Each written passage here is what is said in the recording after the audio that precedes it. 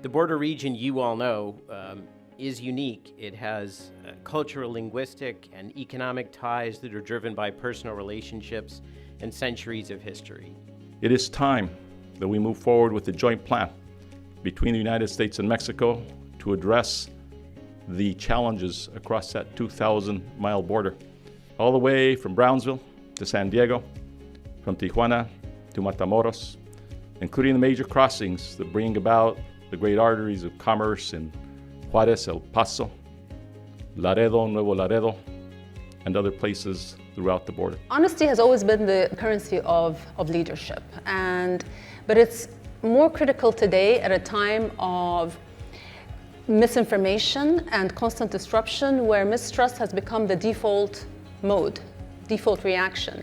All of us every day are bombarded with a barrage of news and information, and change is happening at a dizzying pace. So in that real fog of upheaval, I think we've all become vulnerable to a media landscape that rewards outrage over honesty.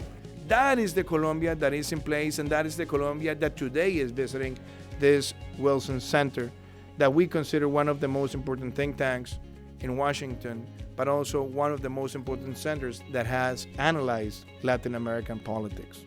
And in partnering to make sure that this global crisis is seen through in the best possible way. And that's yet another example of ways in which Canada and the U.S. are aligned.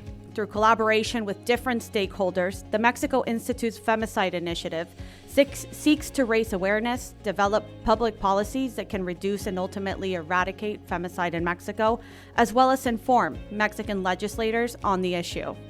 We have put together an ambitious agenda that will analyze femicide from a variety of perspectives. We will host a series of events and consultations to help inform a report that addresses Mexico's legal and judicial framework to develop policy proposals and identify best practices to reduce rising femicide rates. Why don't we make investments for the movement of goods into the United States to make them more secure? And in the same vein, now that we are accelerating nearshoring into the Americas, work with those partners as well, so that way we can deal with this congestion and it's all compatible technology. I think in order to have a peaceful and to bring cohesion for the whole Tanzanian community, I think we have to start with reconciliation. I think we have a huge potential that can be realized if we work together, if we address those challenges, and if we, of course, achieve peace and stability. That is key to unleashing the potential of our region. But ultimately, what we all want to do is create a better future for our peoples, provide them with a better life, and refugees are an integral component of the population of the region. And as I said earlier, they are there. They have legitimate needs. They need a dignified life. Both when it comes to Arctic and also the security in Europe. I mean, they have a role to play that is going to change if they become a member of NATO. You know, we as a nation without an army, you know, thank God we're part of NATO, and thank God we have this bilateral defense agreement with the United States. So the low carbon development strategy now, as it is 2030, is the overarching development strategy that will ensure we develop our country in a sustainable way. One Guyana is about delivery of goods and services to the citizen.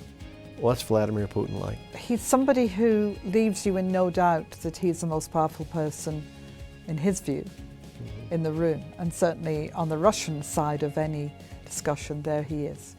That partnership, whether it was from NAFTA or now into USMCA, is a relationship, that partnership can't be underestimated. And our economies, as you well know, are completely intertwined. The governance model everywhere in the world, it's local, and all politics is local, as Steve O'Neill said. You know, my view of the Wilson Center is now more than ever, in a world that has become increasingly polarized and partisan, to have someone who's trying to take a nonpartisan view of working out problems around the world is needed more than ever. It's hard to fully express how grateful I am for the opportunity to lead this talented team at the Wilson Center. And I feel strongly that the Center's mission has never been more important. 5 decades ago, Congress established the Wilson Center for the goal of, in their words, strengthening the fruitful relation between the world of learning and the world of public affairs. There are lots of institutes that deal in data and information, but Congress asked us to go further into scholarship and learning. Our currency is knowledge. Our focus is independent analysis. And our purpose is developing options and recommendations that decision makers can believe in.